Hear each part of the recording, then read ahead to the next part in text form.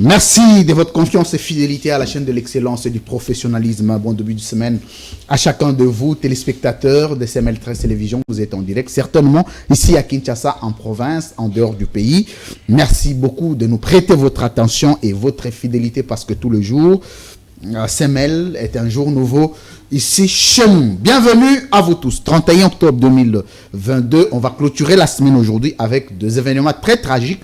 Des événements qui ont endeuillé le week-end de la République démocratique du Congo, une situation qui paraît, qui déstabilise un tout petit peu la quiétude du peuple congolais à l'Est. Quelle est l'alternative stratégique, technique et politico-diplomatique reste pour le Congo de pacifier définitivement son pays, son territoire national, après Bunagana, Kiwanja, Rutshuru et Rumangabo. Vous savez, ce sont des sites qui ont été dernièrement acquis à la cause de M23, ces groupes rebelles qui sèment la terreur et la désolation dans cette partie est du pays. Quelles sont les alternatives techniques qui nous restent jusque-là en termes de propositions pour que le Congo essaie de pacifier son territoire? Vous savez, quand le Congo n'est pas en paix, cette insécurité touche à nos vies, à nous tous. Nous sommes directement ou indirectement impliqués. Bienvenue à vous tous, édition spéciale d'aujourd'hui. L'équipe n'est pas encore complète. Il y a deux autres co-débatteurs qui vont arriver tout à l'heure. D'abord, je vais vous présenter ceux qui sont avec moi. À ma droite, pour la première fois, il fait son apparition au Grand Club. Maître Kajongulu Joseph, bienvenue. Merci Louis-France. Vous êtes des ACR, Action Commune pour le Congo. Parfaitement. Qui en est le président? Action Commune pour la République. Ah, pour la République. Le président, l'honorable Eliezer Ntambwe. Il est le capable président. Le premier vice-président, l'honorable Oki Kalonji. Et je crois que les nominations seront disponibles tout à l'heure pour tous les organes. Merci pour l'invitation. Je salue Ogi Kalonji Junior. C'est mon type. Je crois qu'on va avoir aussi un numéro avec lui au cours de la semaine. Depuis qu'ils ont lancé leur parti, on n'a pas pu le recevoir pour essayer de réexaminer la capacité de mobilisation de ces partis nouvellement lancés. Éric Tshisekedi, bienvenue. AFDC et alliés. Merci pour l'invitation. Pour la première fois que vous faites votre apparition, comment ça va? Évidemment, je vais très bien. Je tiens à saluer les co-débatteurs ici sur le plateau, également vous. Merci beaucoup. La population congolaise qui nous suit de partout, le garant de bon fonctionnement des institutions qui est le président de la République, je tiens à les saluer. Mais sans oublier le président de cette grande organisation politique qui est AFDCA, qui est dirigé par Modeste Bahati, que nous appelons l'homme de l'éthique et de la déontologie politique en République démocratique du Congo. Donc Merci. je crois que nous allons faire un débat républicain. Je crois que vous n'allez pas changer parce que vous aviez vanté Kabila au AFDC. Vous avez quitté, vous avez laissé Kabila. Aujourd'hui, vous êtes avec Tshisekedi. En 2028, certainement, vous serez avec moi. En 2023, avec Pascal Niembo. On ne comprend pas. Comme si l'AFDC a décidé de ne jamais faire l'opposition. Nous n'avons pas suivi la personne de Kabila, mais la vision que M. Kabila a portée. Et donc, je crois que Modeste Bahati a joué un rôle très important. Vous vous rappelez. Vous ne ferez jamais l'opposition, vous? Écoutez, ça ne veut pas dire...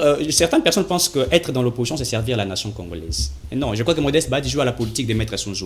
Maître Sun Tzu qui a publié son ouvrage L'art de la guerre, que vous savez. Donc, la plus bonne manière de vaincre ses adversaires, c'est de faire de ces deux leurs associés. Mais attention, dans l'objectif, n'est-ce pas, de servir également la nation. Je crois que Modeste Bahati, lui, pense mieux servir la nation en étant au sein de la République, à être là, voir ce qui ne va pas apporter aussi, n'est-ce pas, ses connaissances. C'est ça aussi une des bonnes stratégies de servir notre nation.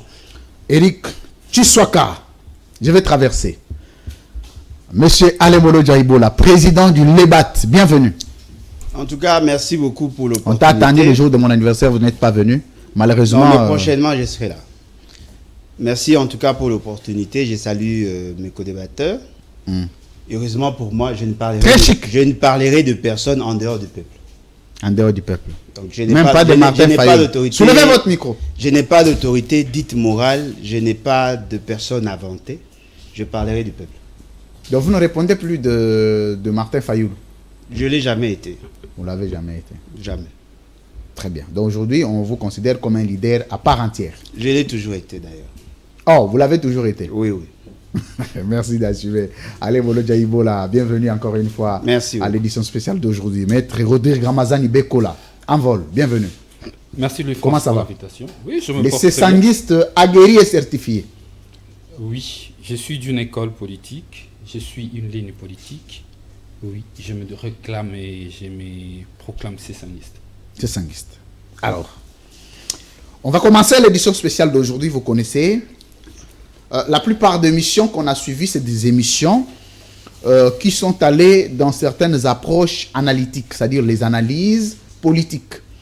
Mais ici, l'édition spéciale touche les fonds, la technicité, de manière à ce que le dirigeant essaye de capter les éléments nouveaux pour en faire bon usage, allant dans le sens de pacifier la République démocratique du Congo.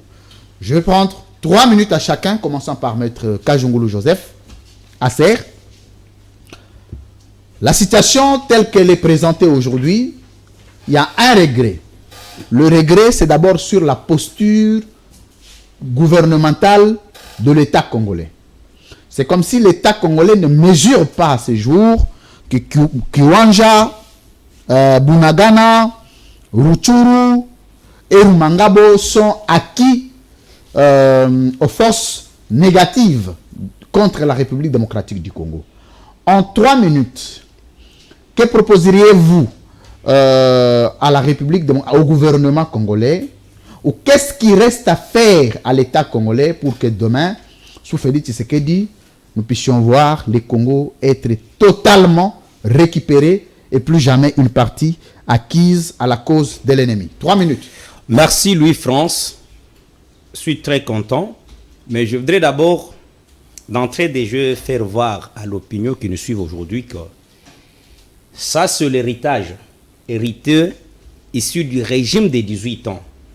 Le régime des 18 ans. Des 18 ans qui a consacré l'impunité comme mode de gestion en héritant l'État congolais, les gouvernements, pour avoir entrenommé aujourd'hui à travers le président de la République tout le pouvoir entre les mains d'un Congolais de souche.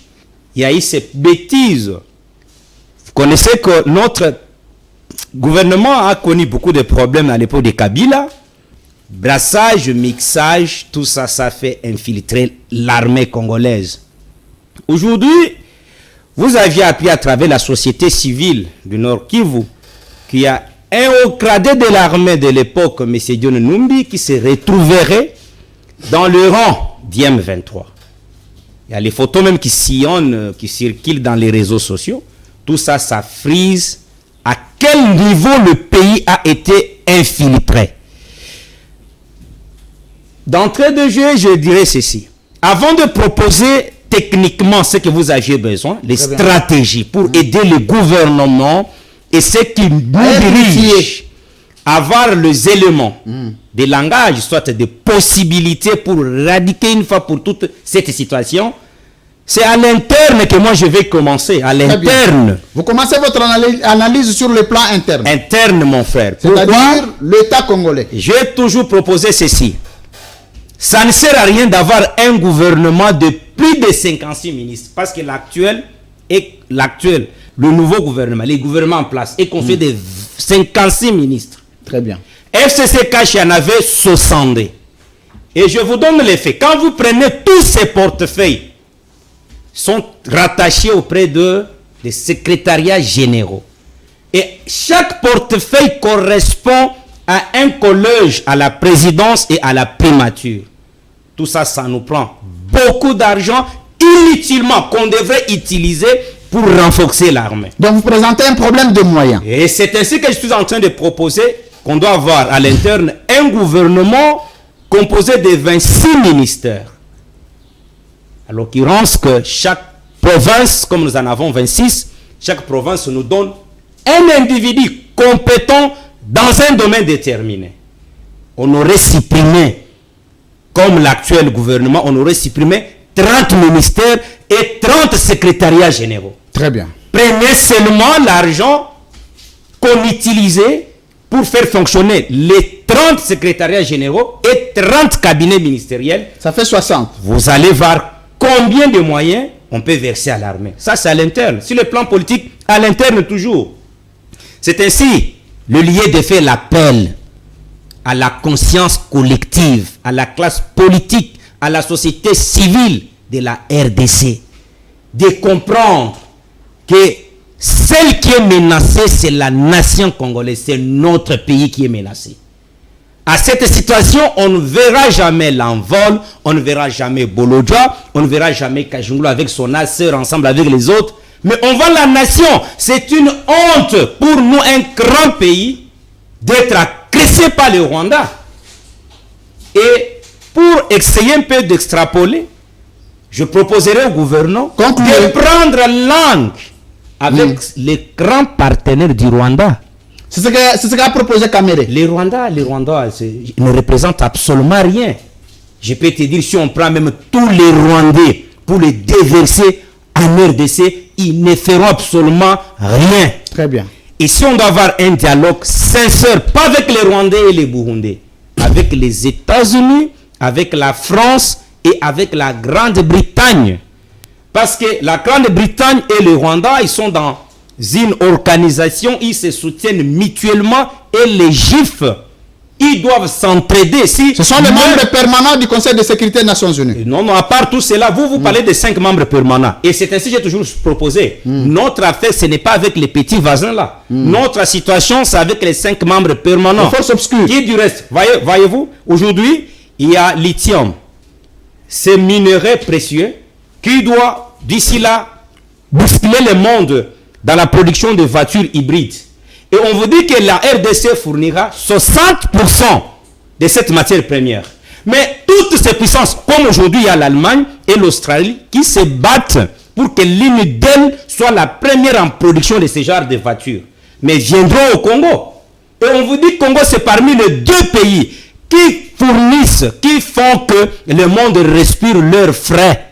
Après le Brésil, c'est la RDC. Mais on nous laisse dans cette situation. Moi, je ne vois même pas les Rwandais, mon frère. Les États-Unis, je vous donne pour citer, les États-Unis est dans ce que nous appelons partenariat stratégique et privilégié avec la Corée du Sud, avec l'Allemagne, avec la Grande-Bretagne, avec les Nigérians et l'Afrique du Sud. Vous avez déjà vu, parmi ces pays-là, être attaqués par leurs voisins. En Corée du Sud, ils sont allés. Ils ont mis un système de sécurité dans le sens que le messier de Corée du Nord, s'il lançait même les missiles, ils ont mis les systèmes qui doivent valer ces missiles. Mais le partenariat stratégique et privilégié que nous avions avec les États-Unis, je trouve qu'il y a un problème à ce niveau-là. C'est ainsi que je vais être engagé entre nous et ces puissances. Le Rwanda ne représente absolument rien pour nous. Une petite question, Maître Kajungulu, parce que vous parlez du partenariat. Ici, ça devrait être rappelé que vous êtes à l'Union sacrée, vous soutenez la vision du président de la République. Kajungulu, comme personnalité, les pays ne s'est pas encore déterminé pour être de quelqu'un. Parce que les partis venaient d'avoir jour aujourd'hui. Le 3 du mois qui suit, ça sera les 2 mois d'existence. Je note que Maître Kajungulu soutient la vision du président de la République. Parfaitement, là tu peux Alors, le dire. Voici la question. S'il faut aujourd'hui interroger les différentes coopérations et les différents accords signés entre l'État congolais et les États-Unis d'Amérique, seule l'Union sacrée et le président connaissent. Est-ce que s'il faut réévaluer ces accords-là, leur contenu et leur contenant, est-ce que vous pouvez nous dévoiler un tout petit peu les grandes lignes de ces accords pour que nous sachions en quoi ils sont bons, en quoi ils sont mauvais? Parce que jusqu'ici, ils ne sont jamais publiés au journal officiel. Aucun Congolais n'en est en possession. Et non, la question que tu poses, c'est le secret d'État. Je sais que les accords existent. Je ne dis pas que les accords sont forts. Il n'y a pas, à l'intérieur, le contenu est bon. Mais mon problème, c'est au niveau de la sincérité. Oui, est-ce que nous, on peut nous dévoiler ce la contenu-là? sincérité à quel niveau? Parce qu'aujourd'hui, ils viennent. Vous avez vu John Kerry quand il est venu au pays. L'objectif, c'était quoi? C'était empêcher la République de ne pas exploiter les 27 blocs, disons, les 24 blocs pétroliers et les 3 blocs gaziers. C'était ça l'objectif, de nous interdire de ne pas exploiter 3 parmi ces blocs. Et avec quel intérêt? Parce qu'on doit sécuriser l'humanité. Mais lorsque le Congo sécurise l'humanité, au retour, le Congo a besoin de sécuriser aussi sa population. Ce qui se passe à l'Est, je venais pour chuter, pour dire, c'est l'héritage hérité de Kabila qui a très mal géré les pays. Avec les infiltrations, c'est connu. Aujourd'hui, s'il s'avérait vrai que John Numbi figurerait dans le rang de M23, ici à l'interne, on doit prendre des dispositions vis-à-vis des anciens, d'unitaires de l'ancien régime. Maître Joseph Kajungulu, 4 minutes et demie d'exposé pour la première prise de parole. Je suis revenu sur les différents accords qui sont signés. On interroge beaucoup. Il faudrait quand même que nous puissions savoir, lorsque les matières pour lesquelles les accords sont signés et concernent directement le peuple congolais, il faudrait quand même qu'on connaisse pour qu'à notre niveau, en tant que peuple, nous pouvons réévaluer, savoir quelle orientation sociologique il faut donner pour que ça soit bénéfique pour l'État congolais. Éric Tshisekedi, votre première prise de parole reviendra aussi sur ce que le Congo devrait faire pour pacifier définitivement son État, mais avec un autre angle. Félix Tshisekedi nous a assemblé, concentré l'ensemble de son mandat au seul la paix ou à la seule paix et la sécurité dans l'espace congolais. Mais le contraire est qu'à la fin du mandat de Félix Tshisekedi, il y a recrudescence de l'insécurité. C'est comme si Félix Tshisekedi, entre la promesse et la réalisation, l'homme n'est plus resté le même. Qu'est-ce qui se passe avec l'union sacrée pour que l'ensemble des promesses du président ne soient pas tenues? 4 minutes. Je crois que le président est resté constant, puisque vous vous souviendrez qu'il avait dit qu'il est prêt même à mourir pour que la paix soit retrouvée dans la partie est de la République. Je crois que le président est en train de mener un combat d'éthique. Il est en train de mourir. Il a dit, c'était une de ses promesses, il dit que je suis prêt même à mourir pour que la paix soit rétablie dans la Maintenant que la paix n'est pas rétablie. Non, mais nous sommes en train de travailler. Il ne faudrait pas tirer des conclusions actives directement, puisque le chef d'État travaille, le gouvernement est en train de travailler. D'ailleurs, ici, j'aimerais féliciter, n'est-ce pas, les présidents, puisque c'est grâce à cette stratégie de décréter l'état des sièges qu'aujourd'hui, nous sommes à ces résultats qui tombent à chaque jour. Aujourd'hui, d'une manière officielle, le gouvernement congolais n'est pas allé derrière les dos de la cuillère. Il a dit que l'ennemi était le Rwanda. Nous avons ciblé le Rwanda, mais nous savons que derrière le Rwanda, il y a des nations qui sont derrière, notamment cette fameuse communauté internationale, entre guillemets, qui est en train d'alimenter, n'est-ce pas, cette qui est au niveau de l'Est. Vous vous rappellerez aussi que nous avons assisté à un discours du secrétaire général des Nations Unies qui, lui, nous a affirmé qu'ils n'ont pas assez de moyens pour venir en aide à la République démocratique du Congo, mais qui a dit que le M23 possédait des armes sophistiquées et c'était une armée bien structurée et équipée. Et nous nous sommes posé des questions qui alimentent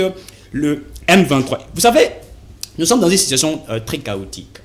L'insécurité que nous vivons aujourd'hui, ce n'est pas daté sous le régime Félix Tshisekedi, bien avant que le président Tshisekedi soit élu par la population congolaise, mais même avant la fin du régime de Mobutu, nous avions eu à assister à tout ce que nous avons vu.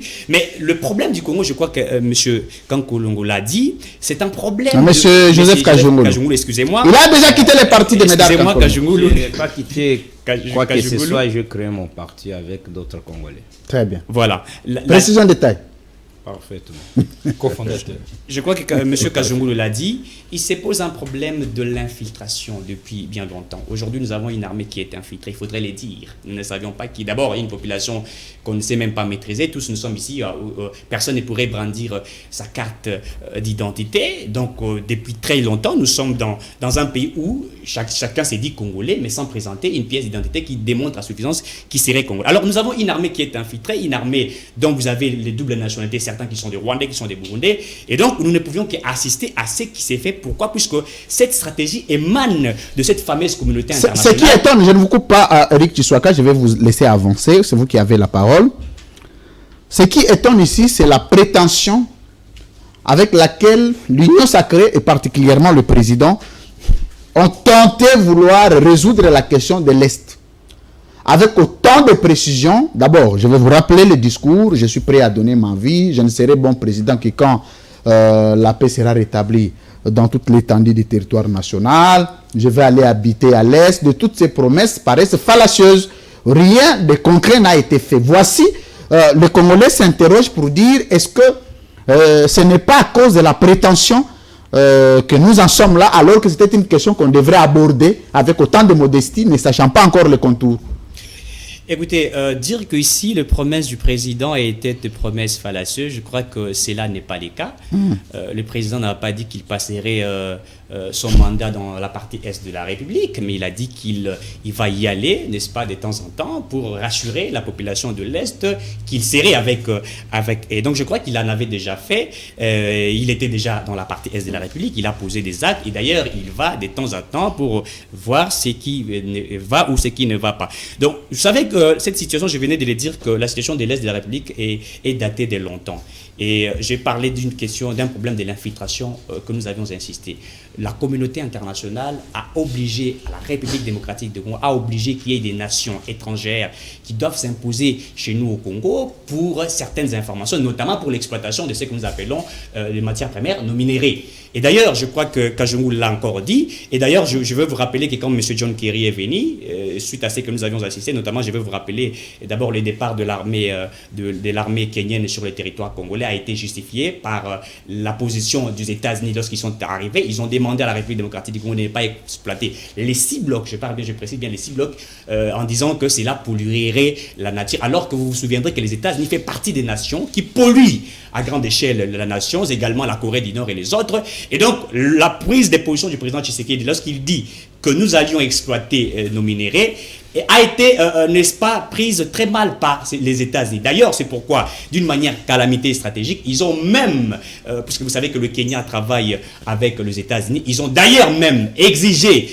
par leur manière de faire les choses, au nouveau président, je crois qu'il s'appelle William Ruto, de demander à son troupe de pouvoir quitter les territoires. En fait, c'est une sorte de pression qu'on a mise au président Tshisekedi. Et au-delà de ça, les accords du M23, dont vous vous rappellerez que le M23 existe, ce que nous appelons le brassage, le mixage avec les militaires du M23 qui doivent adhérer au sein de l'armée. Donc nous assistons à quelque chose qui est imposé à la République. Voici la sous-question, Eric Tshisekedi.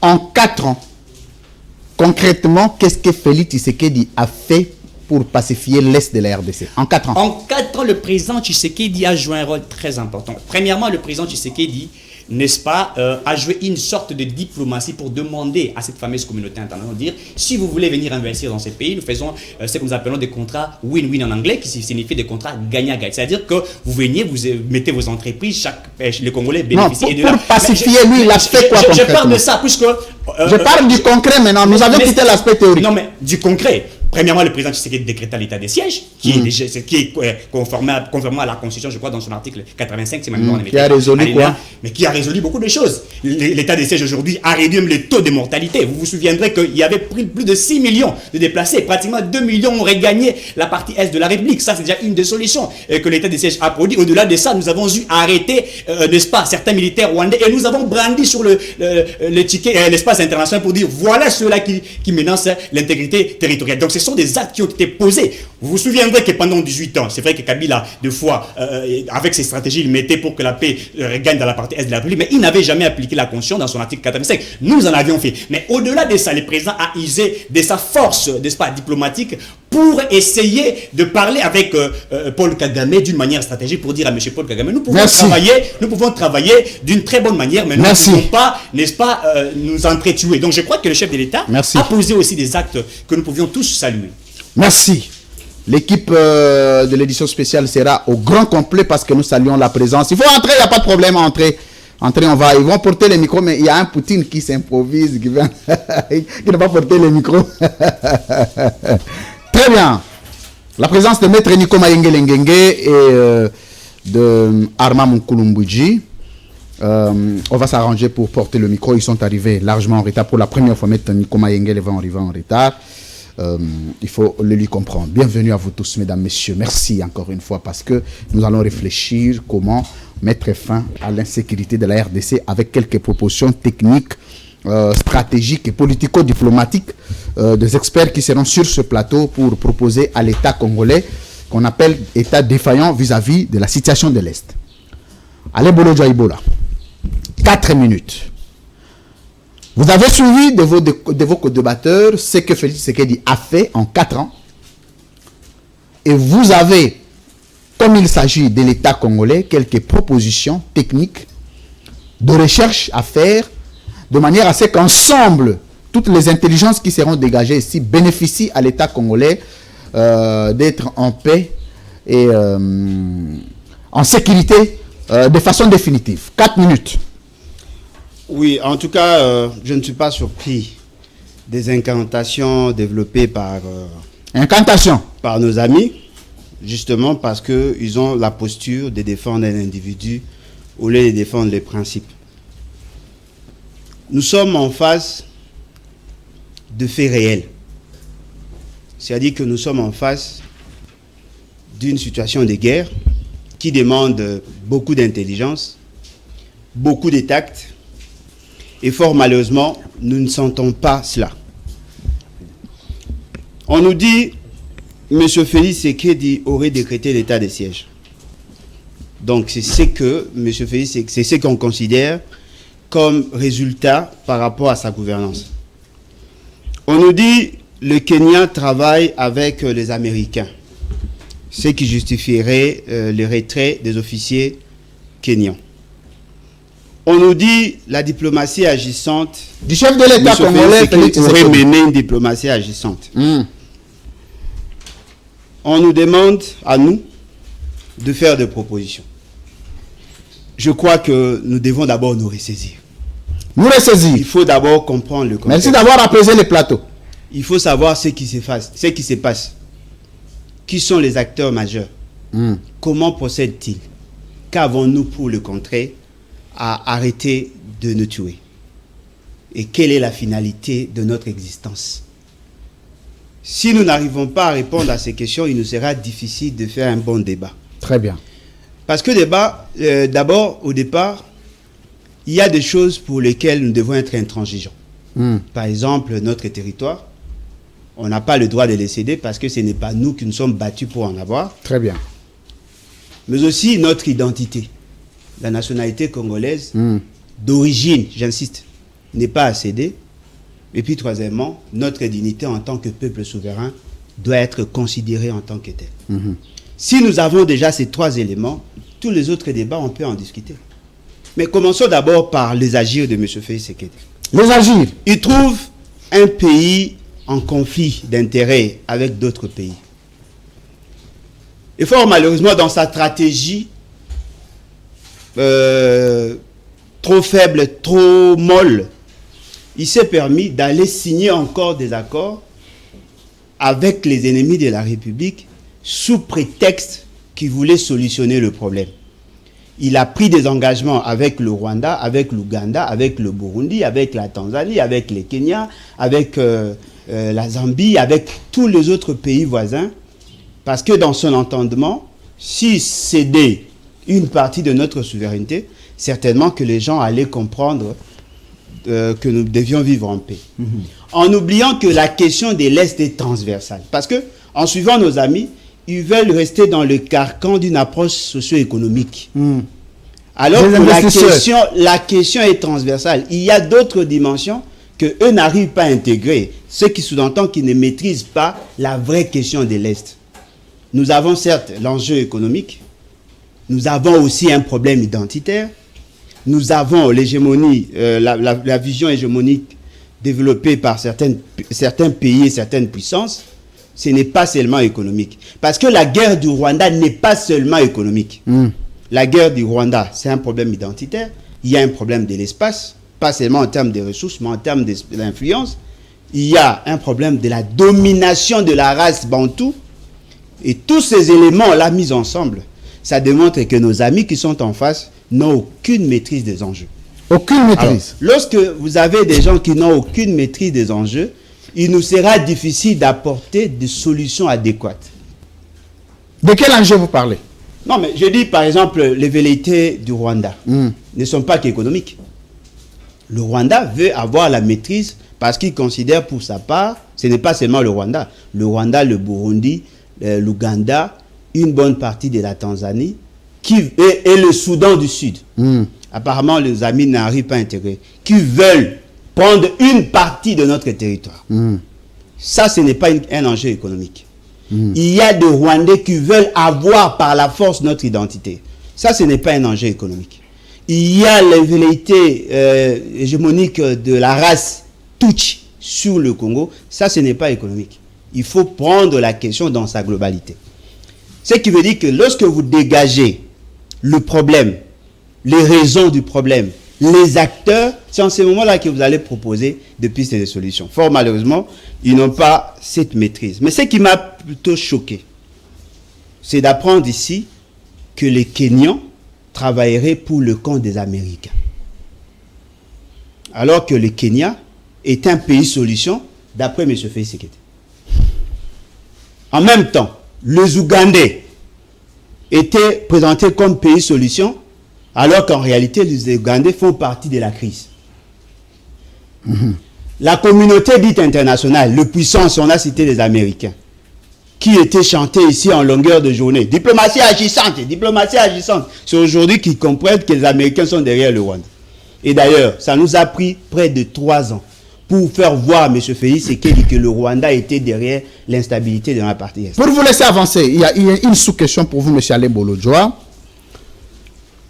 On voudrait quand même, il y a un débat qui a été soulevé ici, un débat lié à une étude comparative entre 2-3 précédents régimes avant Félix Tshisekedi. D'abord, un débat lié à la naissance de l'insécurité à l'est de la RDC, hérité par le Félix Tshisekedi, et le moins effort fourni, selon vos co-débatteurs, par Joseph Kabila, qui ont été améliorés, s'il faut corriger, par Félix Tshisekedi. Et ici, on dit, vous ne deviez pas voir la question de l'insécurité ne résumer qu'au seul effort de Félix Tshisekedi. On devrait quand même rebondir la filière jusqu'à remonter. Vos analyses devraient aller jusqu'à Joseph Kabila. Est-ce que vous ne voyez pas que sous Félix Tshisekedi, il y a plus d'efforts de pacifier l'Est de la RDC que sous Kabila? Et on a accusé Kabila d'avoir été à la manœuvre de l'insécurité définitive de l'Est de la RDC. Et c'est lui le problème. Bon, si notre ami de l'AFDCA le dit, certainement qu'il a raison. Parce qu'il a servi tous les régimes qui sont directement impliqués. Qui a servi tous les régimes? AFDCA. Ah, mais lui, il venait d'entrer au... Non, mais son parti, son leader, comment on les appelle par moment pour autorité morale. Autorité dite morale. Oh. Il a travaillé avec Mobutu. Il en sait quelque chose. Il a travaillé avec Laurent Désiré Kabila, bien que dans le camp de la société civile. Il a travaillé avec Joseph Kabila. Aujourd'hui, il travaille avec M. Félix Tshisekedi. Le fait qu'il a assumé de fonctions, certainement qu'il a la plus large information par rapport à la question. Mais c'est que moi, je voudrais leur dire. Effectivement, Kabila a fait entrer le militaire. Mais n'oubliez pas, Étienne Tshisekedi aussi. Parce que cette partie de l'histoire semble être occultée. C'est-à-dire quoi? Lorsque nous sommes allés à Sun City 1, approchez-vous de votre micro. Lorsque nous sommes allés à Sun City 1, il y a eu effectivement un accord de cascade qui était signé. C'est Étienne Tshisekedi qui nous a ramenés à la table de négociation, là où on a changé les dispositions pertinentes relatives à la nationalité congolaise, là où on a imposé le brassage, le mixage de l'armée. Ça aussi, c'est une page de l'histoire que nous ne devons pas oublier. Très bien. Mais au-delà de ça, le problème soulevé avant Laurent Désiré Kabila, c'était un problème identitaire. Ce que vous appelez le Banyamulenge et que eux considèrent comme des Congolais, revendiquent un droit, d'après eux, le droit d'avoir acquis la nationalité en 71-72. Ce qui veut dire que l'histoire date. Avant 71-72, ces gens-là qui apparaissent aujourd'hui des Congolais, qui veulent s'imposer comme des Congolais, étaient des réfugiés. À l'époque belge, ils étaient là. Concluez par là. Donc, ce qui veut dire que nos amis doivent d'abord se ressaisir. C'est que moi, je déplore dans le chef de M. Félix Tshisekedi et des accords. Bon, vous voulez dire que Étienne Tshisekedi a-t-il contribué aussi à la situation que nous vivons aujourd'hui? Substantiellement. Est-ce que si Étienne Tshisekedi... pour la sauvegarde du dialogue. Est-ce que si Étienne Tshisekedi a-t-il largement contribué à l'insécurisation collective de ces pays? Est-ce que Félix Tshisekedi a-t-il aussi sa part de responsabilité? Non, le problème c'est que M. Félix Tshisekedi n'a pas assumé de fonction, il n'a pas joué un rôle prépondérant par rapport à la problématique passée. Mais il appartient à M. Félix Tshisekedi, en tant qu'héritier du système Tshisekedi, d'endosser la responsabilité. Mais ce qui est important, c'est que nous reprochons à M. Félix Tshisekedi. Ce n'est pas le fait qu'il y a un problème, qu'il a créé un problème, mais son incapacité à résoudre le problème. Merci. Nous ne sommes pas en train de juger Félix Tshisekedi chômeur. Merci. Nous ne sommes pas en train de les juger en tant que fils. C'est un chef de l'État. Bon, si vous l'appelez chef de l'État, ça c'est vous. Je n'ai pas le temps de perdre. Je ne le considère pas comme chef de l'État, mais plutôt comme président de fait. Ce qui veut dire que lui, attendez, c'est la première prise de parole apparemment. Il y a des choses qui sautent aux yeux. Est-ce qu'existe-t-il une différence entre un chef de l'État et un président des faits? La différence est déjà dans la Constitution. Le président de la République, virgule, chef de l'État. Oui. Cela veut dire que ce n'est pas la même fonction. La fonction de chef de l'État est plus morale. Un gardien de valeurs cardinales de la nation. Je ne vois pas ces valeurs dans le chef de M. Félix Tshisekedi. Merci. Allez, Bolodjo Ibola. Première prise de parole. Avant de continuer, je voudrais quand même que la parole soit remise à la majorité, c'est-à-dire l'union sacrée qui a de décors à planter de manière à ce que ces décors soient détruits, soient renforcés, soient encouragés par l'opposition. Aram Kouloumboudji. Le mariage c'est au mois de novembre ici, mariage religieux. Ça va péter. Comment ça va? Je me porte bien. C'est quand déjà la date? Le 26 novembre. Le club de l'édition spéciale sera là pour... ça sera vraiment... Pour accompagner un délai. Je verrai mes frères Alain Bolodja, Maître Nico Maengele, Rodrigue Ramazani. Je ferai tout pour y être. Effectivement. Très bien. Alors, c'était... Mende sera-t-il là? Je crois bien. C'est pas possible. Alors, vous n'étiez pas là. Nous sommes dans un débat très très technique que vous aimez d'ailleurs, effectivement, lié à la rationalisation des actes du gouvernement congolais sur la pacification définitive de l'État congolais. Quelques approches à proposer, dont les approches techniques, les approches stratégiques et les approches politico-diplomatiques, pour que le débat qui s'est fait à l'extérieur du pays sur d'autres États en plein conflit soit un débat transposé à l'État congolais avec des intelligences dégagées de manière à ce que nous puissions être bénéficiaires de toutes vos connaissances. Bienvenue encore une fois.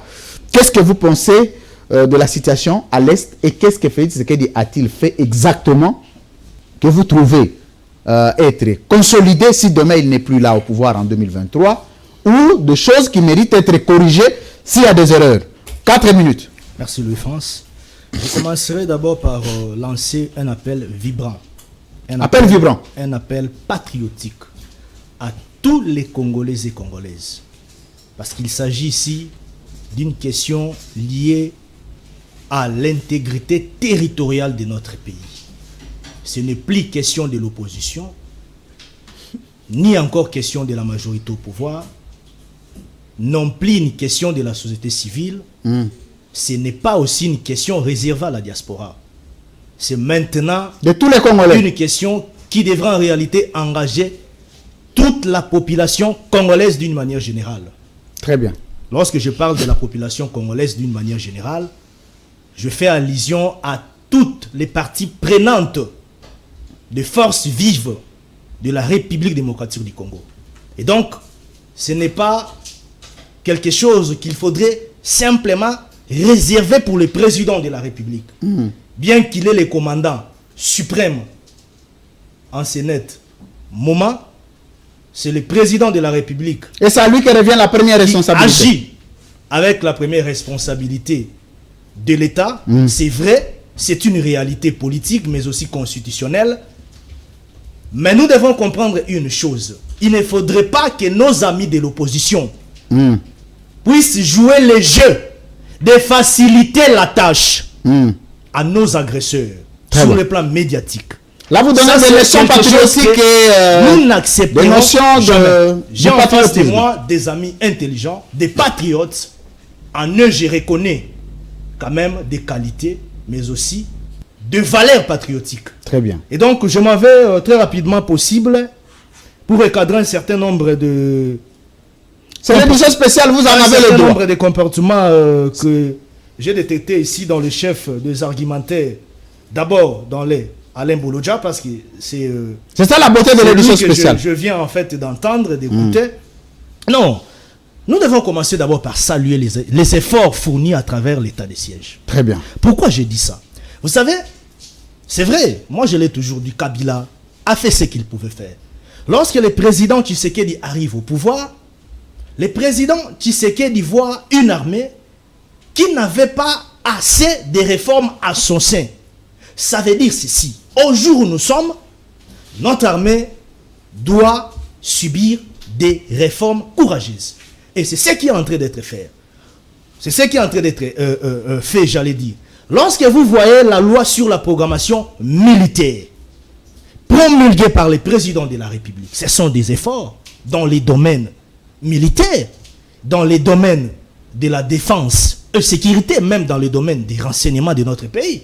Parce qu'on ne peut pas parler des réformes dans un domaine aussi sensible comme l'armée, sans pour autant avoir la loi de programmation militaire.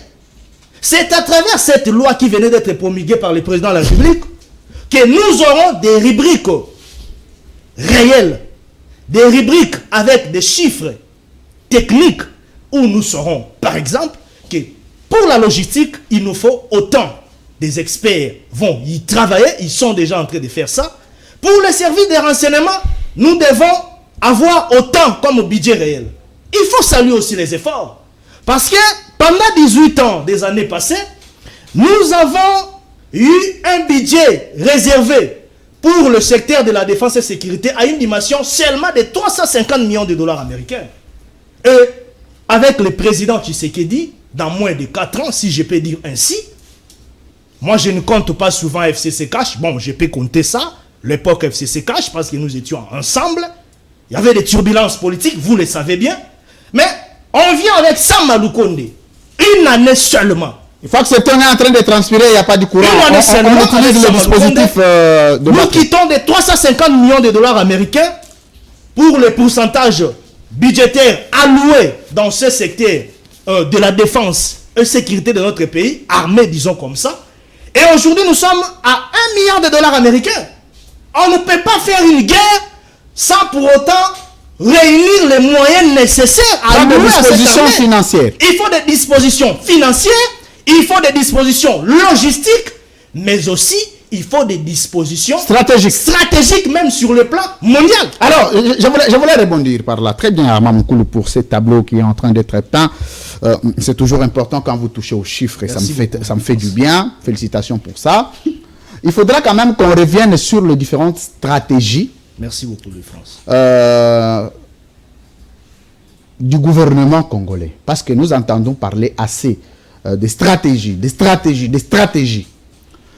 Lorsque il y a une guerre en Ukraine, en Russie, en Libye, en Soudan du Sud, aux États-Unis, en France, le gouvernement communique sur les différentes stratégies adoptées et dire à l'ennemi ce qui peut être arrivé dans un temps record. Mais ici, chez nous, jusqu'à aujourd'hui, à part du fait que le président est jusqu'à aujourd'hui en Bougima, je ne sais pas s'il est revenu. Il est déjà ici. Mais les différentes stratégies en tant qu'État, les stratégies de guerre, on ne le sent pas. Est-ce que vous pouvez nous aider, avec l'ensemble des Congolais qui nous regardent, quelles sont les dispositions stratégiques qui ont été prises par le gouvernement congolais, l'État congolais, le président de la République dans sa politique de sécurité, qui rassure au peuple congolais qu'effectivement, avant le départ de Félix Tshisekedi en 2023, on peut mettre fin à la guerre. Cher Louis-France, nous sommes dans un domaine très sensible. Il ne faudrait pas oublier que les stratégies militaires ne sont pas à dévoiler. Non, dans la politique gouvernementale. Ce n'est pas militaire, mais la politique gouvernementale. Je suis en train de parler, cher Louis-France. Très bien. Mais je reconnais l'incapacité sur le plan communicationnel dans les gouvernements au jour où nous sommes. Très bien. Patrick Mouya ne nous aide pas. Ça, moi, je l'ai dit. Je m'engage, je m'assume. En ce net moment, il faudrait qu'il y ait une communication des crises. Très bien. Louis-France, lorsque je parle de la communication des crises, nous en sommes d'abord des experts en la matière. Très bien. Et vous me saisissez bien, vous me comprenez. Très bien. Il fallait réorienter notre communication avec des bases solides par rapport aux circonstances actuelles que notre pays est en train de connaître. Nous conformer à la situation que nous vivons. Mais, chose grave, ce n'est pas ce que nous remarquons dans les chefs de fonctionnement de l'actuel porte-parole du gouvernement. Ça, en tout cas, je l'ai dit. Concluez. Ça, ce n'est pas bon. Très bien. Alors, Louis-France, lorsque vous voyez le président de la Commission des Affaires étrangères, de la Commission des Affaires extérieures du Sénat, c'est par là que je suis en train de faire voir aux amis qu'il y a des efforts fournis par les présidents de la République sur le plan diplomatique, mais aussi sur le plan de la politique intérieure du pays. Lorsque vous voyez les présidents de la Commission des Affaires étrangères du Sénat américain exigent, après une commission ad hoc, exigent à travers un rapport officiel de cette commission exigeant qu'il y ait des condamnations internationales contre le Rwanda et ses alliés. C'est grâce à ces stratégies diplomatiques. Très bien. Ce n'est pas petite chose, ce n'est pas minime. C'est la politique diplomatique du président de la République. Au niveau de la géostratégie mondiale. Très bien. Parce que les systèmes internationaux fonctionnent sur base d'un certain nombre de conventions collectives.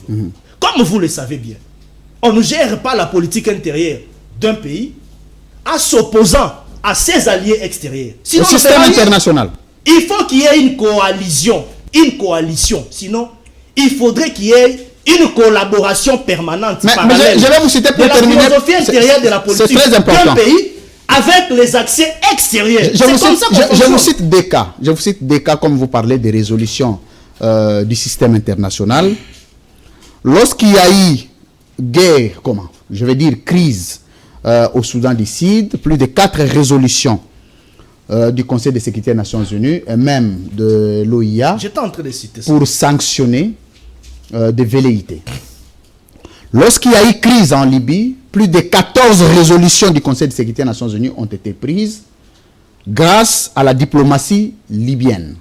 Lorsqu'il y a eu crise en Côte d'Ivoire, plusieurs résolutions ont été prises et de la manière la plus rapide possible. Et c'est grâce à ces résolutions de gel des biens, de mesures coercitives et quelques mesures contraignantes au niveau international qui mettent les États en conflit, en posture de reculer. Mais avec le Congo, grâce à la diplomatie que vous vantez, multidimensionnelle du président Tshisekedi, avec le Rwanda, pendant 4 ans, d'abord aucune résolution du Conseil de sécurité des Nations Unies, ça c'est un. Alors que les résolutions en Côte d'Ivoire ont été prises en 6 mois. Avec l'Ouganda, aucune résolution. Même encore au niveau de l'Union africaine, où le président a été président en exercice, aucune résolution, ni de restrictions économiques, ni de sanctions de gel des biens. Est-ce qu'on peut continuer à compter sur la diplomatie de Félix Tshisekedi qui ne reste qu'au niveau théorique, mais qui ne produit pas des effets au niveau international? Non, une minute pour terminer. Cher Louis-France, ça produit des effets escomptés au niveau international parce que je vous ai tantôt rappelé ici que pour que nous puissions arriver au niveau de la communauté internationale, donc dans les circuits du Conseil de sécurité des Nations Unies, pour arriver à l'étape des sanctions, il faudrait qu'il y ait un processus, une procédure à respecter. Ça veut dire qu'il faudrait d'abord qu'il y ait un constat. Lorsque nous avons vu les groupes d'experts de l'ONU être ici sur le sol congolais, déployés sur terrain, investigués, merci. Et ils ont rendu rapport au niveau du Conseil de sécurité des Nations Unies, où il y a eu même la clarté des choses. Merci. Dans ce qui se passe dans l'est de notre pays, des signes distinctifs prouvant que le Rwanda est en train d'appuyer les M23. Là, ce n'est pas un rapport congolais, c'est un rapport onusien. Mais les sanctions. Ça veut dire ceci. Non, mais les sanctions, on y arrivera, papa. Merci. On y arrivera. Il ne faut pas oublier que le président il ne reste que 6 mois pour le président. Cher Louis-France, nous sommes en train d'arriver vers les sanctions contre le Rwanda au niveau du Conseil de sécurité des Nations Unies parce que nous sommes... Mais entre-temps, Runagana, Rutshuru sont acquis. Cher Louis-France, nous devons aussi rappeler qu'à travers l'état de siège, parce que ça ne veut pas dire que... Terminez par là, ça ne veut pas dire que lorsque Bunaganda a été récupéré, tombé, lorsqu'il y a des localités qui sont en train d'être récupérées, merci, que les FARDC ne font absolument rien. Merci beaucoup à Maman. Je termine, merci, pardon, merci. Je termine. Je te reviendrai. Je chute. Tu es arrivé à 6 minutes. Je termine. Tu risques d'arriver à... Non, bon, allez-y, 30 secondes. Parce que si je rappelle une chose, avec l'état de siège, par exemple, nous avons eu une fois à récupérer près de 180 localités. Ça, c'est le rapport 180 localités. Ça, c'est le rapport. Est-ce que vous pouvez nous citer 3 localités qui ont été récupérées rapidement? Je m'en vais. Irou Moudjougou. Quand l'état de siège a été décrété, nous avons eu à récupérer déjà tel que nous sommes. Donc c'était acquis. Selon le rapport par l'ennemi. Non mais c'est une guerre. Nous devons. Ce que je dis avant de récupérer, c'est que c'était déjà acquis. Mais Louis-France, oui. vous savez. Non, je dis ceci. Avant de récupérer, ces localités-là étaient déjà acquises à l'ennemi. Effectivement. Ça veut dire ceci. Ça veut dire ceci. Oui. Il y a eu des localités où lorsque le président de la République arrive au pouvoir, il y a eu des groupes rebelles qui occupaient déjà plusieurs localités dans l'est de notre pays. Avec l'état de siège, nous avons eu à récupérer Arma près de 180 localités. Merci grâce beaucoup. à l'état de siège. Merci donc ça veut dire qu'il y a des efforts qui sont en train d'édition spéciale, mesdames, messieurs. Merci beaucoup. Minimiser les efforts. Vous sentez la profondeur. C'est ça la beauté de l'édition spéciale. Là où ils étaient, oh non. On a Félix Azolongwa. Oh, à cause de la terre. Ah oui, ça l'a bon côté. Ah oui, là vraiment, on a venu air moro tomati, air moro bilogo betami, air moro, c'est toujours comme ça. L'édition spéciale. Merci, c'est technique, purement technique. C'est comme ça qu'on l'aime beaucoup et on les réclame. On la réclame. Maître Rodrigue Ramazani Bekola, bienvenue. Avant de prendre Maître Nikoma Yengele, je vais prendre 4 minutes avec vous d'exposer. Il est vrai que vous pouvez toujours grignoter 4, 5, 6 secondes. On va être très réglo, on va être flexible comme on l'a été avec Armand. Mais c'est toujours bien que la majorité ait beaucoup de temps d'antenne pour ne pas se plaindre. Parce que déjà la tendance de la chaîne est très opposée au régime. Alors, bienvenue. Est-ce que aujourd'hui... Est-ce que vous pouvez... Mais c'est ça, il faut être clair avec les choses.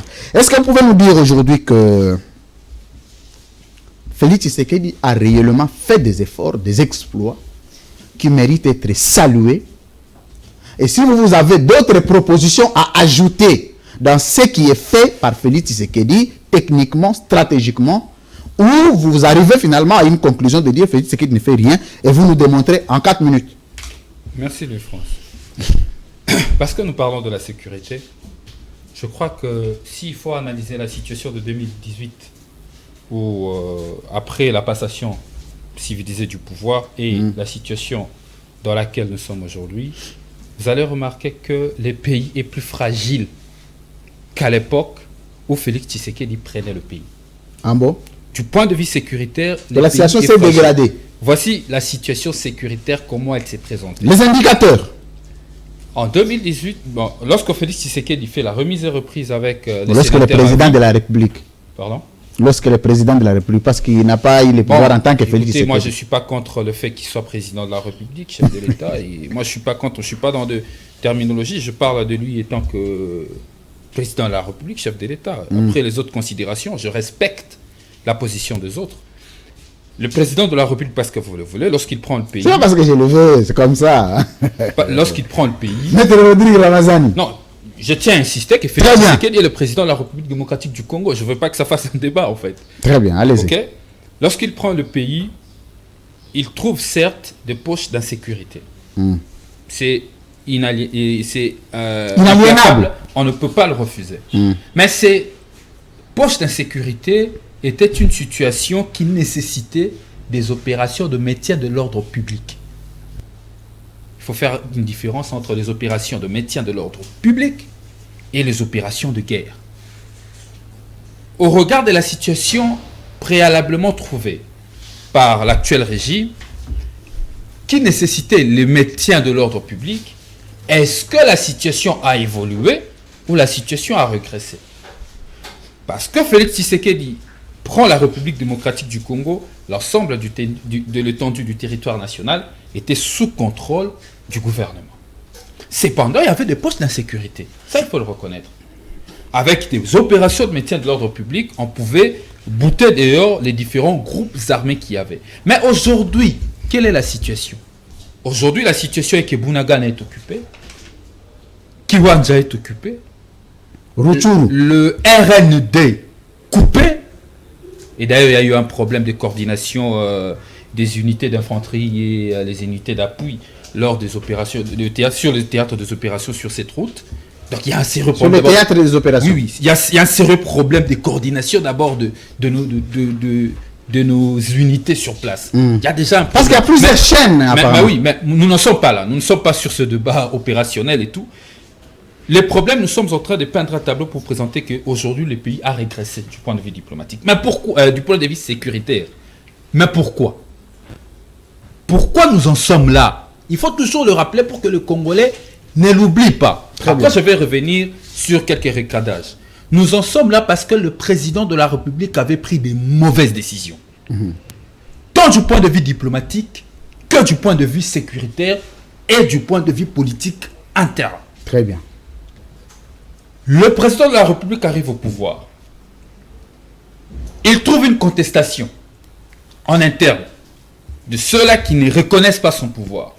Il s'est dit, comme tout chef d'État africain, que je crains un probable coup d'État. Alors, pour me sécuriser, il veut aller sécuriser son pouvoir à travers le voisin. Par une diplomatie dite agissante et multidimensionnelle, comme le dit Armand. Et la mauvaise décision vient à quel moment? Lorsqu'il décide d'aller en bilatéral avec nos deux ennemis. Qui sont ces ennemis? C'est le Rwanda, c'est connu de tous. Même Kabila, je crois que lors de la remise et reprise, le président Joseph Kabila de l'époque avait dit ça au président Félix Tshisekedi, que nous ne sommes pas en bonne relation avec le Rwanda et l'Ouganda. Mais Félix Tshisekedi dit non. Pour garantir son pouvoir, il doit avoir le pacte avec le Rwanda. C'était une naïveté. Je vais le dire. C'était une décision naïve. La preuve aujourd'hui, qui nous poignarde sur le dos, ce sont ses anciens partenaires. Parce que quand vous parlez des pactes, vous faites allusion à quoi? Aux accords bilatéraux conclus, des accords sécuritaires, économiques et... Donc nous sommes liés à des accords avec nos agresseurs. On va y arriver. Très bien. Dans la naïveté de la politique de ce régime, ils se sont dit, ces accords vont permettre en fait, donnons-leur de l'or, donnons-leur la double imposition, donnons-leur l'aéroport de Goma pour Rwanda Air exploite et nous aurons la paix. Nous étions devenus une forme d'un État client. Nous sommes allés acheter la paix vers nos ennemis. Conséquence, après les désaccords qu'il y a eu et les incompréhensions qu'il y a eu entre l'Ouganda et le Rwanda sur une situation de l'ordre de Sakima, conséquence, les M23 sont sur notre dos. Première erreur du point de vue diplomatique, c'est de croire aussi qu'en allant vers l'EAC en tournant le dos à la SADC, qu'on allait trouver la solution à nos problèmes. Or, la SADC est un allié permanent de la République démocratique du Congo qui nous a aidé plusieurs fois dans des conflits qui se vivaient à l'est du pays. Du point de vue sécuritaire, c'est la proclamation de l'état de siège. Une très mauvaise décision. Là, directement, je reviens pour recadrer nos amis qui vantent le prouesse de l'état de siège. J'ai comme l'impression, à chaque fois que je rencontre Eric, que je rencontre Armand, je leur donne l'exercice d'aller lire l'ordonnance portant proclamation de l'état de siège. C'est tellement simple que ça. C'est pas savant. Il faut aller le lire. Quel était l'objectif de cette ordonnance? Mettre un terme aux forces négatives par la puissance de feu. Ce n'était pas aller détecter le Rwanda, ce n'était pas aller mobiliser des recettes. Non, c'était mettre un terme. Mais est-ce qu'aujourd'hui, parce qu'on est tous intelligents ici, j'ose le croire, aujourd'hui, lorsqu'on analyse les objectifs de cette mise dans cette ordonnance, l'avions-nous atteint? Parce que vous dites que l'état de siège a produit des résultats. Non! Aujourd'hui, les rebelles, j'aurais appris qu'ils sont à 30 km de Goma. Maintenant que nous parlons. Sous état de siège, s'il vous plaît. Est-ce que état de siège a-t-il encore raison d'exister? Non, mais je crois même la dernière réunion que le président de la République a eu avec les députés nationaux dans cette zone où on a proclamé l'état de siège, la résolution était qu'il fallait lever l'état de siège. Même est-ce que une petite parenthèse, laisse-moi finir. Oui? Je vais oublier. Même le Premier ministre, lorsqu'il est allé pour évaluer l'état de siège, ils ont conclu pour lever le couvre-feu. Alors, que dire de millions de dollars déboursés pour d'abord les reports progressifs et réguliers de l'état de siège? Que dire de la logistique engagée pendant l'état de siège? Que dire de tous ces moyens que l'État a alloués à l'organisation d'état de siège? Et ces jours, vous pouvez nous dire qu'est-ce que l'état de siège a apporté au-delà des 180 localités récupérés par les forces. Il faut arrêter les cinémas, nous parlons de questions très sérieuses. Les cinémas. Il faut arrêter de blaguer, le territoire est occupé, les rebelles sont en train de progresser, il ne faut pas venir nous importer des statistiques qui ne restent que sur vos papiers et dans vos déclarations. Aujourd'hui, nous parlons. Certifié par OCHA. Vous croyez à la MONUSCO? Allez-y. Laissez-les avancer. C'est Maître Rodrigue Ramazani qui a la parole. Soyez dépassionnés. Je crois que... On comprend votre émotion. Dans une certaine mesure, je ne suis pas quelqu'un d'émotion, mais je suis quelqu'un de très discipliné. Et dans une certaine mesure, on doit faire preuve d'un peu de discipline en écoutant l'autre. Quand il y a une contradiction, vous pouvez l'apporter, mais avec beaucoup plus de discipline. Très bien. Je dis ceci, c'est statistique. Tout ce que vous nous dites aujourd'hui est loin de la réalité que nous percevons sur terrain. Les informations qui remontent sont différentes. Il faut dire aux Congolais aujourd'hui comment les rebelles sont à 40 km de Goma. Il faut le dire aux Congolais. Par quel miracle? Si l'état de siège produisait autant de bienfaits. Il faut le dire aux Congolais. Parce que vous parlez de finances. Il y a un rapport de conseil, il y a un rapport de défense, de la Commission de défense et sécurité de l'Assemblée nationale qui nous renseigne que 70% de moyens mis à la disposition de l'armée à l'est du pays ont été détournés par le régime. Donc les millions d'argent. 70%. Encore de moyens. 70% de moyens. On parle de quoi? On parle de quelle gouvernance? Soit nos amis ne gouvernent rien, soit nos amis ne dirigent rien. Le problème qui se pose aujourd'hui, en France, c'est les mauvaises décisions prises par les présidents de la République. Très bien. Le président de la République a pris des mauvaises décisions. Et aujourd'hui même, je l'ai entendu ici, que l'ambassadeur rwandais, finalement, on a décidé de l'expulser. Alors que nous, de l'opposition, on l'a dit, certains d'entre nous, laissez-moi saluer même Epenge, Prince Epenge, qui a été arrêté, je crois, au mois de mars 2021. Parce que, en pleine marche, parce qu'il contestait contre Karega. Mais aujourd'hui, on revient à la raison. Aujourd'hui, on revient à la raison. Donc, nous avons une forme de gouvernance de force d'intervention tardive. Merci. Et la conséquence est force d'intervention tardive. Tardive. Prise de décision tardive et conséquence, aujourd'hui, la situation du pays ne cesse de plomber. Félix Tshisekedi ne rassure pas. Le président de la République, le chef de l'État, commandant suprême, n'est pas l'homme de la situation du pays actuellement. Est-ce que proposerez-vous voir Félix Tshisekedi quitter cette fonction du chef de l'État? Je vais arriver à la solution. Non, mais vous êtes arrivé à la fin de votre temps. Oui, laissez-moi maintenant en train de cheminer. Parce que en 30 secondes. Le vrai problème aujourd'hui, le problème avec nous au Congo, nous avons l'habitude de contourner les problèmes, d'aller sur le dos de la cuillère. Les problèmes chez nous, dans notre armée, est à 3 niveaux. Le problème est structurel, dysfonctionnel et politique. Très bien. Je peux te rassurer, lui, France. Depuis le maréchal Mobutu jusqu'à ce jour, il n'y a eu aucune volonté politique de construire une armée républicaine et dissuasive. Merci. Je vais en arriver. Merci, Maître Rodrigue Ramazani. Je voudrais que vous puissiez d'abord garder ça comme deuxième prise de parole parce que je vais revenir à vous dans la même thématique. On n'a qu'une seule thématique. Parce qu'il fallait que je donne aussi ma solution. Bon, je vous ajoute 30 secondes, rapidement. Oui, je ne vais pas revenir, je vais juste donner ma solution. Je crois que, d'abord, il se pose un problème de leadership. Je crois qu'Armand l'a dit ici, à sa prise de parole, il a demandé tout le monde à se regrouper, à regarder tous sur la même direction. C'est une très bonne proposition. Mais, vous savez, cette proposition devait être incarnée par un leadership rassembleur. Face à la situation que nous vivons à l'Est, le président de la République aurait dû, dès le début, et l'opposition l'avait déjà dit, l'envol l'avait déjà dit, il fallait appeler toutes les forces vives de la nation autour de lui, travailler sur cette question et dire aux Congolais la vérité. Qu'est-ce qui se passe à l'Est? Publiez les accords opaques que vous avez conclus avec nos deux ennemis. Pourquoi votre politique diplomatique ne regarde que le Rwanda alors que l'Ouganda aussi c'est un problème?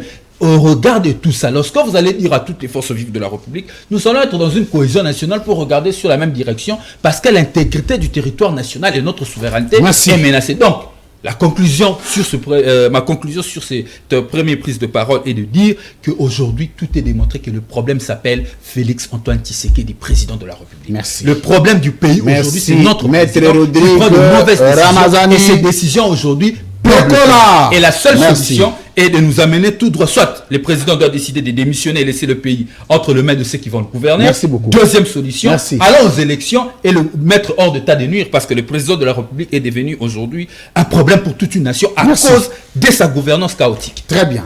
Maître Rodrigue Ramazani, Bekola, première prise de parole Maître Nikoma Yengelengenge, bienvenue. Poutine. Merci beaucoup. Votre dernière libre opinion ici a créé beaucoup de problèmes dans la Mouka. J'ai vu aller Bolo Djama appeler, tel appel, mais toi tu fais passer Poutine là-bas. Mais attendez, Poutine doit parler quand même. Bienvenue. Alors, Poutine ne peut pas s'exprimer sans créer du dégât quand même. Oh. Il y a du dégât. Donc, il faut créer des dégâts. Il ne faut pas créer l'unanimité, sinon on ne serait pas dans une société contradictoire. Très bien. Alors, moi, j'accepte la contradiction. Je suis venu en retard, je présente mes excuses. J'étais dans une des réunions de la cellule politique et technique de la MOCA. J'ai dû suspendre. Il faut bouger le micro. Très bien. J'ai dû suspendre pour honorer votre invitation. Donc je suis là à votre disposition. Très bien. Maître Nikoma Yengelengenge, Poutine. Je vois la diaspora m'appeler. Non, Poutine. Mais sinon, là commence à prendre de l'envergure, du volume. Alors, vous aviez suivi l'ensemble d'analyses et opposables, et acceptables, et opposées, pardon, et acceptables, et favorables au régime. Mais ici, la question... Non, il faut remettre ça. Il faut toujours garantir. C'est des choses qui peuvent rater. Alors, la question qu'on vous pose, c'est que est-ce que vous pouvez rassurer aujourd'hui que le Congo doit être fier d'avoir un président de la République comme Félix Tshisekedi pour deux choses. D'abord, c'est un président, un homme de la situation. 180 localités récupérées à l'avènement de Félix Tshisekedi. Il n'utilise même pas les conditionnels. Vous êtes journaliste, s'il vous plaît. Parce que ça vient d'un deux camps. S'il vous plaît, j'aurais souhaité que vous utilisiez moi, les conditionnels. Je suis en train de vous poser la question. N'affirmez pas, s'il vous plaît. Je n'affirme pas. Je prends... Ça, c'est un avis. Juste sur le plan des narratifs. Ça ne vient pas de moi. Ceux qui nous suivent croiraient que c'est la situation sur terre. Laissez-moi terminer. Ok.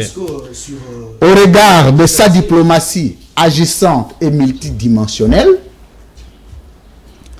au regard de sa ferme volonté politique de voir l'État congolais et son peuple être en paix et en sécurité, et aussi et surtout d'avoir organisé l'État congolais, chose que Kabila n'a pas pu faire. En 4 minutes, vous nous dites ce que nous pouvons faire en tant qu'État pour demain nous voir en paix dans toute l'étendue du territoire national avec l'expertise, je vous connais comme un chercheur en la matière aussi. Merci beaucoup, très cher Louis-France. J'aurais souhaité que vous ne puissiez pas m'interrompre. Comment ça? Je vais toujours revenir sur vous. Vous allez revenir après les 4 minutes. D'abord, c'est une provocation de dire que c'est une fierté d'avoir M. Tshilombo comme président. Sincèrement, c'est une provocation. C'est de l'opprobre.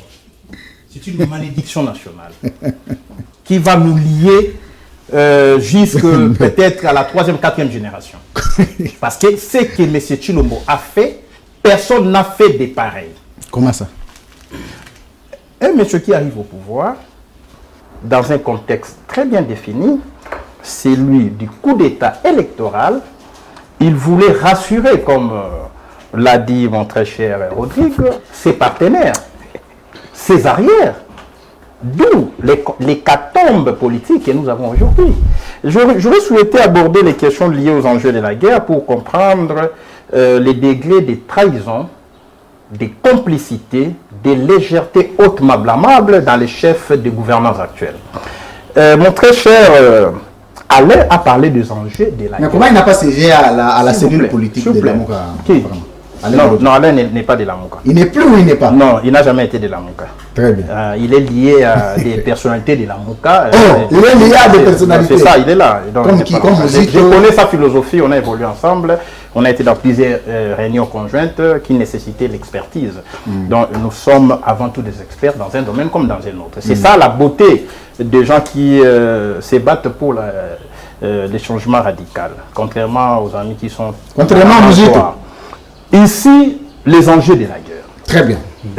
Mon très cher Alain a parlé des enjeux, je n'y reviens pas, parce que je peux résumer. Il y a des enjeux géostratégiques, très bien, géoéconomiques, territoriaux, identitaires. Je vais m'appesantir sur l'enjeu territorial, puisque l'enjeu territorial, pour les Rwanda, l'Ouganda, les Burundi, au-delà des enjeux en fait, de l'hégémonie qu'ils chercheraient à exercer sur notre territoire, ils ont un enjeu de survie de pouvoir Tutsi. Très bien. Installé au Rwanda et à l'Ouganda, en Ouganda. Vous constaterez que pour que ces régimes-là survivent, il va falloir qu'on parvienne à ce qu'eux-mêmes appellent la création d'une république Imatutsi, la république des volcans, qui serait un état tampon entre les Rwandais, l'Ouganda, le Burundi et la RDC. Et cet enjeu-là implique l'infiltration de notre armée. Cet enjeu-là implique le contrôle de l'appareil politique et sécuritaire de notre pays, pour nous affaiblir davantage. Et M. Tshilombo arrive au pouvoir dans ce contexte-là d'occupation, d'infiltration. Curieusement, face à un tel enjeu, il va embrasser nos ennemis, nos agresseurs. C'est là qui chercherait à nous amputer une partie de notre territoire national, en faisant des accords bilatéraux qui sont gardés secrets. Et on a essayé d'épiloguer là-dessus, même dans les rapports des groupes d'experts des Nations Unies. On parle des accords avec l'Ouganda, des accords avec les Rwandais, sans en donner les contenus. Ok. Donc vous avez embrassé les Mais qu'est-ce qu'ils disaient exactement ces accords-là? Mais c'est ça les problèmes. Ils sont là, ils doivent nous les dire. Ils sont là. Puisque ça touche à l'intégrité territoriale, ça touche à la survie de la nation, à la défense nationale, à la sécurité nationale. Quand vous faites des accords sur le mixage de notre police, en fait, on a appelé ça la police intégrée, pour sécuriser Goma. Comment un territoire souverain peut avoir des polices sur son territoire pour la sécurisation de ses propres sujets? Et ça, c'est un acte de trahison, n'est-ce pas? Comment vous pouvez faire la mutualisation des forces avec l'Ouganda, pendant que l'Ouganda est l'un de nos agresseurs, qui a facilité sur le plan logistique les M23 pour qu'il y ait la prise de Bunagana. Donc vous avez là des gens qui ont appliqué la politique et ce RR. Et finalement, nous en sommes là. Voilà maintenant ces enjeux-là qui se sont soldés à une multitude de tentatives de démantèlement de la balkanisation de notre nation. Rappelez-vous, AFDEL, c'était une tentative de la déstructuration de l'État. RCD Goma, CNDP, M23. Donc, ils sont restés dans une même logique statocidaire, c'est-à-dire une logique qui vise la mort, la disparition de l'État congolais sous format actuel, avec ces 2 345 409 km². Donc, ils veulent nous démanteler comme ce fut le cas à l'URSS. L'enjeu identitaire. Belon, je vais revenir là-dessus. En parlant de l'ordonnance de 1971, je tiens à rappeler que cette ordonnance a été abrogée 10 ans après par une autre ordonnance de 1981, celle qui avait accordé de manière collective la nationalité en fait, zaïroise à tous les Banyarwanda. Ça a été revu. Donc on ne peut plus rappeler ce qui a été déjà abrogé. C'est ainsi que vous aurez la commission Vanguma-Mweni à la CNS qui a tablé sur la question de la nationalité des Banyarwanda. Et on a démontré qu'il n'existe pas de Tutsi congolais. N'en déplaise à M. Mouyaya, qui a fabriqué les Tutsi congolais, en les plaçant dans Rutshuru, en leur donnant une langue, et il estime que le Kinyarwanda c'est une langue congolaise. C'est dans le cadre de l'infiltration de notre appareil politique, puisque Mouyaya est au service des intérêts rwandais. Attendez. Déclarer publiquement que le Kinyarwanda c'est une des langues congolaises, vous portez atteinte à l'identité nationale. Est-ce que et ça c'est impardonnable? Mouyaya est-il au service des Rwandais à travers ou par le fait d'avoir dit que les Tutsis sont il a dit, nous l'avons étudié à l'école. Moi j'ai fait des bonnes écoles. Je suis un collégien fort en thème. Très bien. Je n'ai jamais étudié. J'ai lu une langue qui s'appellerait j'ai lu Eliki Ambokolo. J'ai lu Ndaïwel. J'ai lu le blanc là, paix à son âme, le professeur Léon de Saint-Moulin. Donc il y a des chercheurs attitrés qui ont en histoire politique. Mais c'est ça, il n'existait pas. On a listé toutes les ethnies au Congo. Mais comment Mouyaya peut nous emmener dans un tel débat? Vous savez l'enjeu? L'enjeu c'est quoi? L'enjeu c'est que, puisqu'on a créé une population, Banyarwanda, abusivement appelée Banyamulenge. En réalité, les anthropologues démontrent que c'est une ethnogénèse, c'est-à-dire la fabrication artificielle d'une ethnie pour les besoins de la cause. Les besoins de la cause, c'est notre territoire à être balkanisé. Puisqu'ils ont une population, il leur faut un territoire. D'où les accords de 2019, de 2009, les accords de mixage, brassage. Là-dedans, on parle des territoires devant être gérés rien que par les gens du RCD, SND par l'époque, M23. Vous avez Rutshuru, vous avez Massissi, vous avez Nirangongo, vous avez Minembwe. C'est dans l'accord que Mouzito a facilité comme Premier ministre. Alors que c'était sous son gouvernement. Voilà pourquoi je me pose. Un tout petit peu, la Mouka peut hériter tout ça. Non, la Mouka n'est pas l'héritage des bilans politiques. Non, la Mouka, nous nous sommes mis d'accord sur base d'un seul élément, la candidature commune. Chacun doit défendre. On nous dépasse. Donc nous devons être objectifs et rationnels. C'était une faute politique, le fait d'avoir signé les accords du 23 mars. Très bien. Alors, vous avez une ethnogénèse.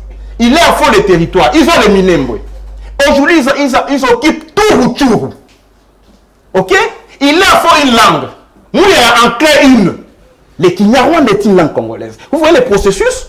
Maintenant, il est à fond quoi? Une proclamation. D'abord la proclamation d'un État indépendant. Vous voyez les meetings qu'ils tiennent? Nous sommes venus vous libérer. Nous sommes venus mettre de l'ordre. L'État congolais n'a pas été en mesure de vous sécuriser. Nous, on va chasser les anti-valeurs. Donc, on prépare, on appelle ça l'imprégnation psychologique. On prépare la population pour accueillir l'État qui va naître. Vous voyez? Et après, vous avez déjà un secrétaire général, Guterres, qui est la cause de tout. Donc, c'est l'institution qui va devoir faire la reconnaissance internationale. Et déjà, tout ça, qu'est fait le gouvernement Tshisekedi? Mais s'il vous plaît, c'est ça l'objet, c'est ça l'importance du débat. Donc vous comprendrez qu'ici, la guerre, il ne faut pas parler de la guerre à l'Est, sur le plan du narratif, c'est une faute. Parlons de la guerre en RDC. Ok, quand on parle de la guerre à l'Est, c'est comme si c'est au Rwanda, c'est en Ouganda, c'est comme si ici à Kinshasa on doit faire les concerts, puisque la guerre c'est à l'Est. Donc vous n'étiez pas allé au concert de en République démocratique du Congo. Non, s'il vous plaît. Ne m'amenez pas dans tout ce qui est... Oui, mais c'est toujours important de savoir. S'il vous plaît, dans cette affaire de Fali, Kasongo doit être arrêté. Pour avoir appelé les gens à participer en tant que général pendant que le pays est en guerre, il faut être rationnel. Les pays en guerre, Kasongo fait l'appel à la participation massive à un concert d'une méga star. La conséquence, il y a eu des morts. C'est lui qui a fait l'appel à la participation massive, il doit répondre puisqu'il a la charge de la sécurisation. Une parenthèse. Donc, par rapport aux amis qui s'agitent. Non, ils font des plaintes, peut-être qu'il y aura des mauvaises directions.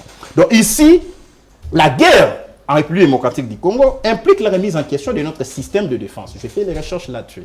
J'écris sur les droits militaires congolais. Très bien. Lorsque vous interrogez la loi sur les statuts du militaire, la loi sur l'organisation et le fonctionnement des forces armées, et mon très cher Armand a parlé de la loi sur la programmation militaire. La lecture combinée de toutes ces lois aurait dû aboutir, si on l'applique en fait à bon escient, aurait pu aboutir à la mise sur pied d'un système de défense nationale devant être assorti des stratégies. Concluez. Des stratégies de politique militaire très bien définies, fondées sur une doctrine militaire et une diplomatie de guerre. Très bien. Nous sommes en pleine guerre. La doctrine militaire, même si ça ne peut pas être en fait dévoilé, ça doit être défini, monsieur. Les stratégies militaires doivent être définies quelque part et appliquées à l'état-major général. Ce n'est pas à cacher. S'il vous plaît, ici, on navigue à vie. On navigue à vie, puisque là, lui, il parle de la loi sur la proclamation militaire. Ils ont estimé les budgets de l'armée en termes de proclamation militaire à 1 milliard. J'ai lu la loi, j'étais au journal officiel à 1 milliard l'an. Ouais. Et quand on a voté la loi sur la proclamation militaire, avant la proclamation, la promulgation, il y a eu les mises en place au sein de l'armée. Vous avez suivi? Oui, bien sûr. Puisque l'argent, il y a une manne qui va tomber au sein de l'armée, mais c'est une replace les siens. Faites très attention. Puisque ici, je vous démontre, dans 30 secondes, je vous démontre sur le plan de la programmation militaire, sur le plan du statut du militaire, monsieur, allez lire au lieu de bouger la tête. On parle du professionnalisme de l'armée. Quand on parle du professionnalisme de l'armée, ça veut dire, l'armée étant un corps d'élite, ok, je prends la catégorie d'officiers généraux, puisqu'il blague avec la République. Pour être un officier général, avec toutes les lois que j'ai citées ici, je vous démontre le clientélisme. Il faut avoir fait 3 cycles de formation. 1, l'académie militaire. Il y a des généraux qui n'ont jamais fait l'académie militaire. Je suis dans le clientélisme. Mais attendez, non. Il ne faut pas citer les noms ici. Ils n'ont jamais fait l'académie militaire. 2, les cours d'état-major. Tu ne peux pas être chef MG si vous n'êtes pas BEM, breveté d'état-major, ou TEM, technicien d'état-major. Quand vous avez un chef d'état-major général sans avoir été un TEM ou un BEM, c'est du favoritisme. 3, vous devez avoir fait l'école de guerre ou école supérieure d'administration militaire. Quand vous faites l'école supérieure d'administration militaire, vous en sortez, bam! Comme chef, breveté d'administration militaire. Un peu comme chef. Maintenant, ici, il y a des généraux, il y a des gens qui étaient en Belgique. Donc, le premier grade au sein de l'armée, c'est le chef de la sécurité personnelle de M. Tshilombo. S'il vous plaît, on ne joue pas avec l'armée. Vous avez nommé des généraux ici, dans ces pays, par M. Tshilombo, des nominations de façade. Un général qui ne maîtrise pas les REI. Vous connaissez les REI? Non. Les pouvoirs. Vous connaissez les REI? Non, on ne connaît pas. Ce sont les règles élémentaires d'infanterie. Ok? Ils n'en connaissent pas. Vous avez vu une vidéo qui circule. Monsieur, quand Songo arrive quelque part, avec un officier supérieur, quand on a fait les honneurs militaires, il ne devait faire qu'un demi-pas. Et le monsieur s'est perdu. C'est le manque de formation. Un problème de formation cliente. Merci. Terminé. Ici, je vais chuter. Donc, quand je vous démontre cela, déprouvez-moi le contraire. Je demande à M. Tshio de publier son CV. Je demande à tous les généraux nommés de publier leur CV, puisque le CV d'un militaire, ce n'est pas un secret. Avant d'être publié, il y a ce qu'on appelle la note de signalement. Il y a ce qu'on appelle, on poursuit votre formation par chaque année, les hauts militaires, les formations supplémentaires. C'est au niveau de l'administration militaire, de l'état-major militaire. Donc ici, on a fait des favoritismes. Mais M. Armand a dit pour chuter, les Américains exigent des sanctions. Messieurs, regardez ma droit aux yeux. L'Amérique est un des membres du Conseil de sécurité des Nations Unies. Il ne faut pas tomber dans des déclarations de fantaisie cosmétiques, messieurs. Si l'Amérique porte à bras le corps la question de l'agression du Congo, elle va devoir proposer, passez-moi la tautologie, une proposition de résolution pour cristalliser l'agression. Et cette résolution, une fois une fois la résolution reconnaît l'agression, les générations futures peuvent s'en servir même devant la Cour internationale de justice. Parce que là, on traite des agressions. Mais on ne fait pas de déclarations, messieurs. La France, c'est l'un des membres du Conseil de sécurité. Aucune résolution n'est proposée quant à ça. Merci. Merci beaucoup. Merci. Vous pouvez d'abord garder ça. Je vous reviendrai. Tu étais vraiment là. Je vous ajoute 30 secondes. 30 secondes. Merci, j'attendais ça. Armand a parlé du rapport d'experts de l'ONU. Va lire à la page 18. Paragraphe 69. Page 19. Paragraphe 71. Là déjà, on avait révélé les plans du M23. La prise de Bunagana, Rutshuru, Rumangabo, avant d'en arriver à Goma. C'est publié dans les rapports. Et aujourd'hui, c'est ce qui s'est fait exactement sur le terrain. Rodrigue a parlé de la route nationale numéro 2. Axe stratégique pour conduire à Goma. C'est coupé par les M23. Et vous avez les informations, vous n'agissez pas. Ça veut dire, vous faites partie du complot, vous êtes des complices. Et M. Tshilombo ne doit même pas démissionner. Pouvez-vous demander la démission? Mais M. Tshilombo doit se pendre, monsieur. À un moment donné, on se réveille le matin, il se pend lui-même. Il se pend. Parce que le degré de la trahison, lui-même doit se donner la mort. Il doit se pendre. Merci beaucoup. Il ne faut pas souhaiter sa démission. Maître Nikoma Ngerengenge Poutine. Je vais revenir sur Karega. Poutine. Comment Delphé Kaïm avait refusé l'accréditation de Karega, mais M. Tshilombo a accepté un criminel au Congo. N'est-ce pas là la complicité? Merci. Alors, il fait très très chaud au plateau, il n'y a pas du courant ici. Donnez-lui un mouchoir en papier. Très bien.